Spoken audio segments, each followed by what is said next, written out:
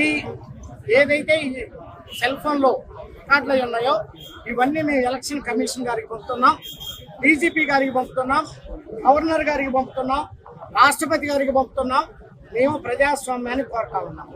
మీరు కానీ పోలీసులు కానీ ఇమ్మీడియట్గా చర్యలు తీసుకొని ఆ బ్యాచ్ ఎవరైతే ఉన్నారో ఆ బ్యాచ్ని మొత్తం అరెస్ట్ చేసి ఇక్కడ స్వేచ్ఛగా ఎలక్షన్స్ చేసుకునే విధంగా కానీ మీరు కానీ మాకు కానీ రక్షణ ఇవ్వకపోతే వీళ్ళందరికీ కానీ మేమందరం పోయి పేర్నాని ఇంటి ముందు రేపు టైం ఫిక్స్ చేసి ఈ మచిలీపట్నం పార్లమెంటు రూరల్ మండలంలో అన్ని వార్డుల్లో ఉన్నటువంటి జనాల మొత్తం కూడా వచ్చి పేర్నాని గారి ఇంటి ముందు ధర్నా చేసి ప్రజాస్వామ్యాన్ని రక్షిస్తామని చెప్పి సందర్భంగా మేమందరం కూడా చెప్తా ఉన్నాం.